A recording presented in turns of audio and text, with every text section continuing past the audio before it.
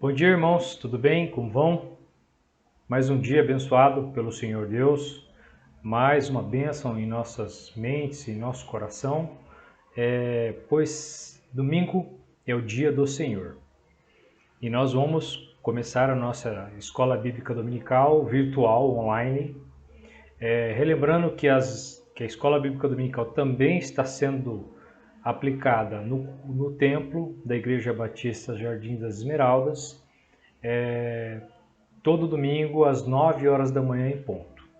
Nós disponibilizamos essa opção online para vocês, essa gravação de vídeo, para que todos os crentes possam ter várias opções de acessar a palavra de Deus. E esse trimestre nós estamos estudando o tema, a doutrina do Espírito Santo. A doutrina do Espírito Santo, o tema Espírito Santo, é um tema extremamente complexo, difícil, instigante, interessante, porém, mal estudado, causam muitas distorções e muitas confusões. A gente vê claramente na história da igreja que quando existe uma interpretação errada ou errônea da doutrina do Espírito Santo no meio evangélico ou no meio cristão, começam a surgir várias discussões que não levam a nada, que de fato não enchem, não preenchem o espaço de um cristão, de um crente de verdade, e que de fato não é o propósito de Deus. São coisas aleatórias, alheias, que não fazem sentido no objetivo final, que é a conversão. E aí, neste capítulo de hoje, que é EBD 2, nós vamos falar sobre o Espírito Santo, presença e atuação no Antigo Testamento. Dessa forma, a gente começa a entender desde o Antigo Testamento a função do Espírito Santo de Deus aqui na Terra e como que ele se manifestou no Antigo Testamento e como que foi isto para chegar nos nossos corações como crentes em Cristo Jesus. E a gente vai receber essa informação para saber de fato discernir o que é certo e errado, para não haver confusões ou coisas que em outras denominações infelizmente divulgam, há fatos que realmente são fora do contexto de fato da palavra do Senhor. Tá? E aí, o Espírito Santo de Deus na presença e atuação no Antigo Testamento, antes da gente começar de fato esse tema, eu gostaria de fazer uma contextualização sobre o que é Espírito. Mas afinal, nós estamos falando do Espírito de Deus, do Espírito Santo, que faz parte da Trindade. São as três manifestações do nosso único Deus, para nós, o Deus Pai, o Deus Filho e o Deus Espírito Santo. Eles se manifestam dessas três formas na Terra e na nossa vida. Mas, o que é Espírito? A gente sabe que o homem, o ser humano, ele é subdividido em três partes: carne, alma e espírito. Corpo, alma e espírito. Mas o que significa cada um desses? Qual que é a função de cada um desses para a gente chegar na função do espírito deste homem? Bem, esse entendimento que nós somos divididos em três, ela começou a ser muito mais forte e mais implementada no Novo Testamento, principalmente nos textos de Paulo, que o homem ele poderia ser dividido, discernido e repartido com uma lâmina com carne, alma e espírito. Carne, a gente sabe que é a nossa parte material, o nosso corpo, que vive aqui na Terra e convive com os outros, com a matéria em si. O nosso corpo é conjugado e formado por matéria química, através de leis físicas que o próprio Deus estabeleceu. E o nosso corpo é a matéria que está aqui na nossa frente. Mas e o que é alma? Alma também pode ser chamada de psique, a nossa mente, o que nós sentimos, os nossos sentimentos, a nossa história regressa, o que nós passamos lá e que nós ganhamos de história e foram armazenadas na nossa psique, na nossa alma. A nossa vivência hoje demonstra emoções que nós temos nativas em nós, que nasceram naturalmente em nós, e históricos de vida que nós tivemos e que provocaram um comportamento por conta disso, uma reação por conta disso. Então, a nossa vida, a nossa alma é isso, é o psique, a nossa mente. Então, nós já vimos corpo, matéria, alma, psique, o nosso íntimo, os nossos pensamentos. E o que é espírito? Espírito é o sopro de Deus. É o que nos distingue, nós homens, dos animais, muitas vezes. Um animal, quando ele olha para alguma coisa, ele não pensa em espiritual, ele não pensa em coisas espirituais que não toca. O animal ele vai pensar no que comer, no que correr. Um pobre gatinho, por exemplo, doméstico, quando ele vê um cachorro, ele não vê espíritos, ele não tem medo de espíritos. Ele tem medo do cão feroz e bravo que está preso numa coleira e que se escapar, arrebenta ele no meio.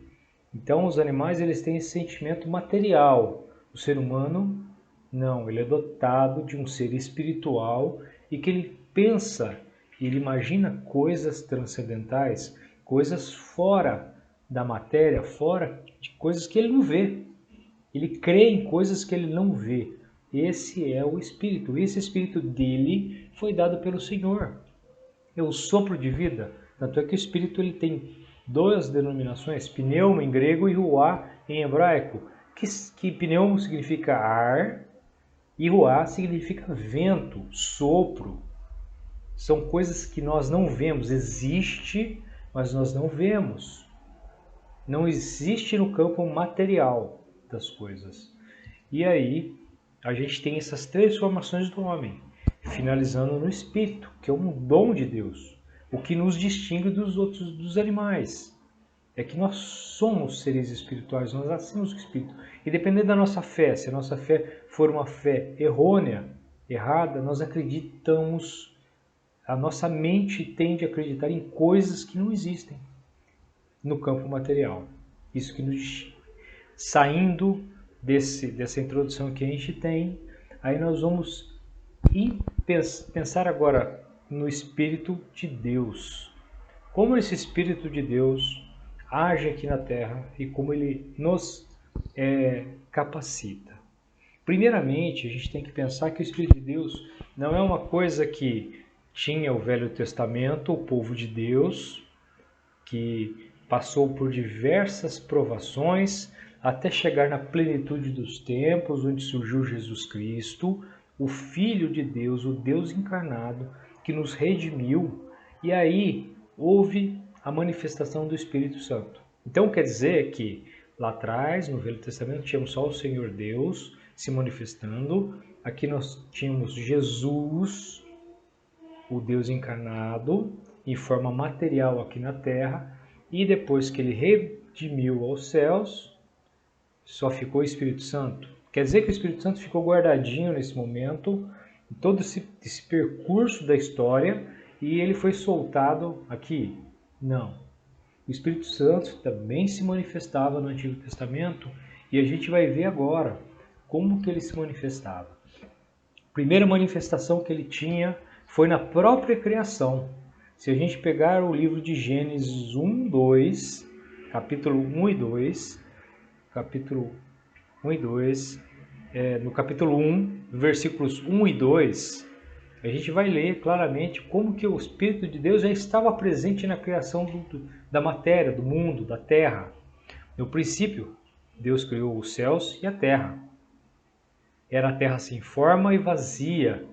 Trevas cobriam a face do abismo, e o Espírito de Deus se movia sobre a face das águas. E o Espírito de Deus se movia sobre a face das águas. Sobre a face das águas.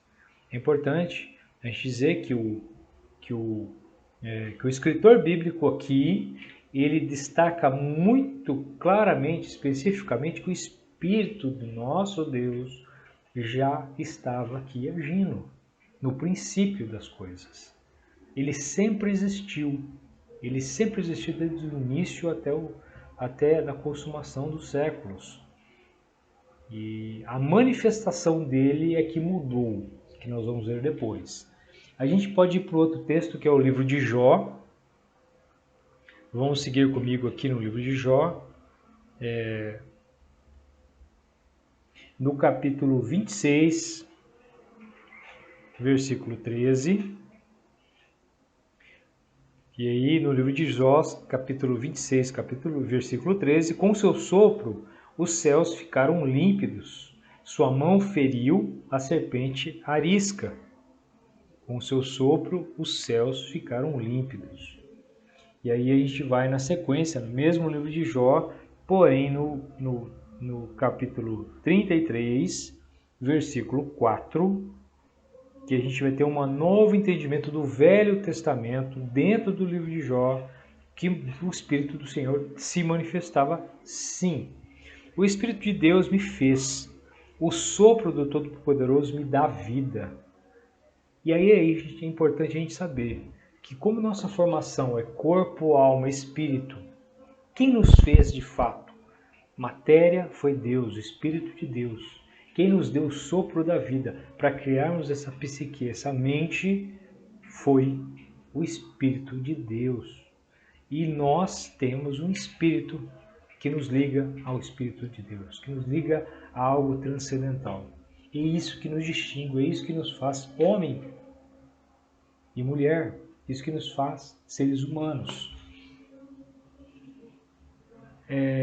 Prosseguindo, a gente também pode ver em Salmos, no livro de Salmos, algumas relatos sobre o Espírito de Deus. No livro seguinte é o Jó, Salmo 33, 6, capítulo 33, versículo 6. Mediante a palavra do Senhor foram feitos os céus e os corpos celestes pelo sopro de sua boca. Aí o salmista está dizendo claramente que mediante tudo foi feito pelo sopro de sua boca. E aí a gente vai no Salmo 104 para dar seguimento a esse entendimento bíblico, no 104, 29 e 30, que vai dar uma explanação muito forte sobre isso. Quando escondes o rosto, entra em pânico. Quando lhes retiras o fôlego, morrem e voltam ao pó. O salmista está dizendo sobre as pessoas. E aí, no versículo 30, ele complementa. Quando sopras o teu fôlego, eles são criados e renovas a face da terra. Então, fica muito claro aqui que a presença do Espírito Santo estava na criação, na formação do homem, na formação do sopro divino de cada um de nós. Nós fomos formados por Deus e pelo Espírito de Deus, desde o início.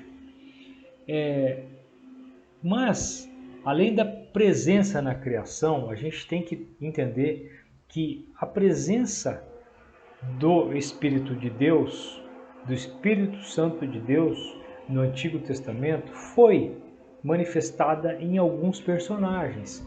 E aí, no nosso livrinho, a gente tem alguns relatos. O primeiro personagem que tinha realmente a presença do Espírito Santo de Deus é Josué. A gente vai ver no livro de Números, vamos voltar um pouquinho à Bíblia, Números 27, capítulo 27, versículo 18. E aí, então o Senhor disse a Moisés: chame Josué, filho de Num, homem em que está o Espírito, e impõe as mãos sobre ele, homem em que está o Espírito. E aí a gente vai no outro personagem bíblico, que é Davi. E Davi a gente vai encontrar em 1 Samuel, capítulo 16, versículo 12 a 13. 12 a 13. Então Jessé mandou chamá-lo e veio. Ele era ruivo, de belos olhos e boa aparência. Então o Senhor disse a Samuel: é este, levante-se e unja-o. Samuel então apanhou o chifre cheio de óleo e ungiu na presença de seus irmãos. E a partir daquele dia, o Espírito do Senhor apoderou-se de Davi e Samuel voltou para Ramá.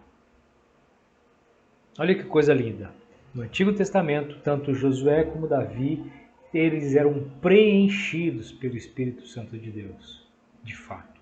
Uma prova bíblica, cabal, de que o Espírito de Deus estava presente, não só na formação da terra e do homem, mas também no caminhar do povo de Deus.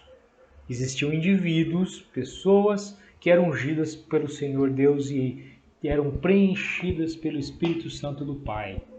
E aí, com esse preenchimento, se santificavam e agiam em prol do reino de Deus. Um outro personagem também que a gente pode relatar é o próprio Saul. Voltar um pouquinho no livro de Samuel, vamos voltar no capítulo 10. Saul, capítulo 10, versículo 10. Chegando em Gibeá, um grupo de profetas o encontrou, e o Espírito de Deus se apossou dele, e ele profetizou em transe no meio deles. Olha como o Espírito Santo age de forma milagrosa e sobrenatural sobre as pessoas, incluindo personagens bíblicos do Antigo Testamento. Mas afinal, como o Espírito Santo se apresenta no Antigo Testamento? Qual a diferença no Novo Testamento? Como que isso acontece? Bem, no Velho Testamento a gente pode observar, pelas passagens bíblicas que a gente viu, que o Espírito Santo ele não tinha uma dispensação para todos os crentes. Ele tinha algumas ações específicas. No Velho Testamento, as ações do Espírito Santo de Deus eram específicas em alguns personagens bíblicos. E isso foi constituindo a história de Israel até chegarmos na plenitude dos tempos, com Jesus. Repetindo e reforçando, plenitude dos tempos é o período, plenitude dos tempos é o período em que Jesus veio à Terra. É o período pleno de todo amadurecimento. E o povo de Deus, ele teve ações específicas e isoladas de algumas personagens que levaram eles a isso. E aí, agora aí no Novo Testamento, como que isso acontece? Como que isso sucedeu?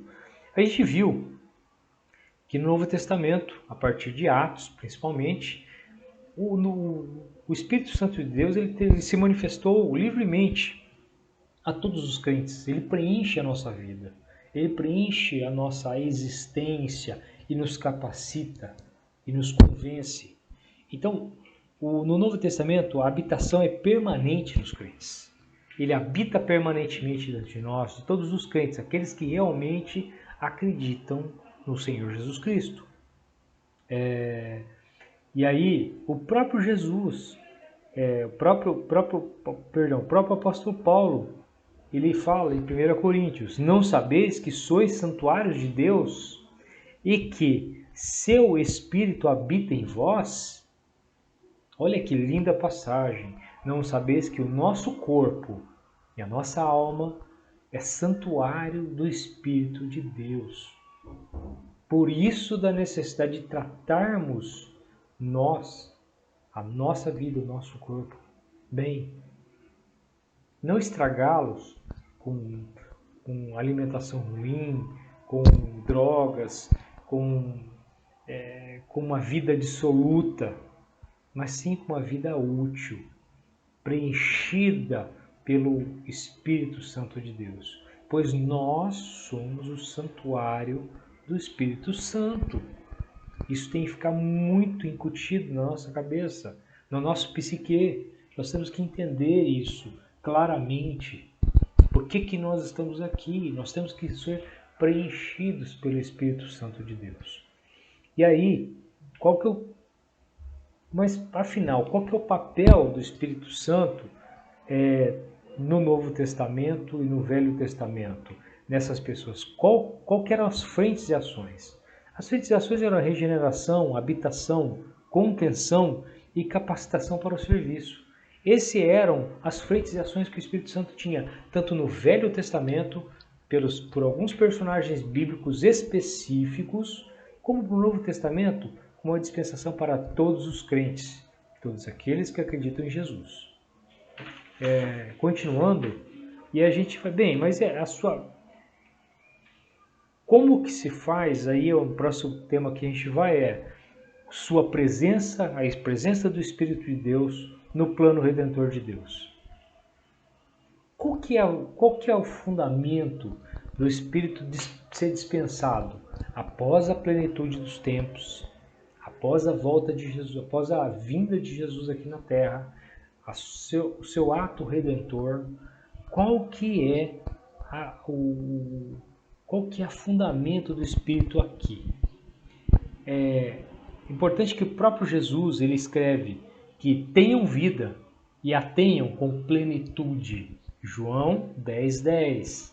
Tenham vida e vida em plenitude. E aí essa vida que Jesus relata aqui não é aquela vida de bios, de biologia, de coisa viva. Não, nós estamos falando de vida que é igual a qualidade de vida específica. E essa vida com qualidade de vida específica que Jesus relata aqui, que é a vida com plenitude, ela é uma vida espiritual, não é uma vida material, é uma vida que vai além das suas condições. Ela vai muito além do que a gente vive. E aí o Espírito Santo veio em nós e pelas ações do povo de Deus, por Jesus e pelos apóstolos. O Espírito Santo de Deus ele veio na história humana por alguns personagens bíblicos que a gente viu no Antigo Testamento e que conduziram o povo de Deus até a plenitude dos tempos. Na plenitude dos tempos veio Jesus, se manifestou como o Deus encarnado, que fez uma ação redentora para tirar-nos do pecado. E depois que Jesus voltou aos céus, os apóstolos acabaram... a vida dos apóstolos foi demonstrada que o Espírito Santo de Deus foi totalmente derramado para todo aquele que crê em Jesus. Tá? E aí a gente vai... esse plano do Redentor está muito ligado ao nascer de novo. E esse nascer de novo, como está no Evangelho de João, capítulo 3, 1 a 8, quando Jesus fala a Nicodemos que nós temos que nascer novamente, e Nicodemos estranha, fala, mas como que nós velhos vamos caber novamente no ventre da mãe? Ele estava pensando de uma forma totalmente material. E aí Jesus fala de um novo nascer.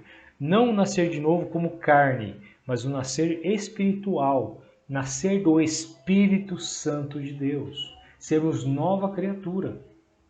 Temos uma nova vida completamente diferente. E aí é importante entender que nós somos carne. Nós somos alma, nós temos um psique. E nós somos espírito. Nós temos uma ligação com o Espírito Santo de Deus. Nós somos tabernáculo do Espírito Santo de Deus aqui, nosso corpo. E essa vida espiritual, ela remonta no novo nascer. E aí, como que é essa atuação do Espírito Santo na regeneração e na conversão do pecador? A gente nasce de novo, a gente se regenera, a gente tem uma transformação sobrenatural somente via o Espírito de Deus e temos uma vida totalmente espiritual, uma vida que tira toda aquela carnalidade que nos assemelha a animais e nos transforma em seres espirituais, transformados. Então, nós nascemos de novo, nós regeneramos a nossa vida, nós temos uma transformação natural que somente é movida via o Espírito Santo de Deus e temos uma vida espiritual. E aí o pecador, ele passa nesse momento um período de transformação que é sobrenatural. Ele passa a ter convicção de que ele é transgressor e falho. Ele passa a entender que ele é pecador e falha, ele comete falhas, desleixos enormes. Ele é um pecador, um pobre e miserável pecador. E ele, tendo consciência plena e convicta de que ele é um transgressor, de que ele é um pecador, ele se arrepende. E arrependendo-se, ele aceita Jesus. Esse é o ciclo que o Espírito Santo implanta de forma sobrenatural a cada um de nós. Portanto, agora que entendemos que o Espírito Santo de Deus sempre esteve aqui na Terra, desde o início da formação da Terra, desde a formação do homem aqui na Terra, de forma milagrosa por Deus, a gente entende que esse Espírito de Deus esteve presente em vários personagens bíblicos, os capacitando, os preenchendo, para levar aquela nação de Israel até a plenitude dos tempos. Na plenitude dos tempos a gente teve a presença do nosso Deus encarnado, que nos redimiu, que nos pagou o preço do nosso pecado. E aí nós temos a dispensação do Espírito Santo para todos, indistintamente. Então nós temos esse mesmo Espírito Santo que teve uma ligação lá atrás, no início da formação da Terra, no Antigo Testamento. Essa é a relação. O Espírito Santo de Deus, ele faz parte do nosso Deus, é o nosso Deus, e ele sempre existiu. E ele está no nosso coração. E hoje nós temos o privilégio de nós crentes de sermos santuário do Espírito de Deus. Então vamos agradecer nesse momento por tudo que Deus tem feito a nós, por todas as bênçãos que Deus tem feito à nossa vida, por sermos preenchidos, enchidos, capacitados de forma sobrenatural pelo Espírito de Deus em nossa mente, em nossa vida. Preenchemos a nossa alma e nosso corpo com o Espírito Santo de Deus. Estamos ligados no plano espiritual com Deus. Agradecemos muito, imensamente, por tudo que nós temos hoje. E agradecemos esse domingo para que seja um domingo profundamente transformador na vida de cada um de nós. E que o Espírito Santo ele não está aqui apenas para realizar malabarismos públicos. Ele está aqui para transformar a vida de cada um de nós, para preencher o nosso vazio que nós tínhamos antes, como criatura carnal, e sermos preenchidos de fato com o Espírito Santo. Agradecemos em nome de Jesus. Amém.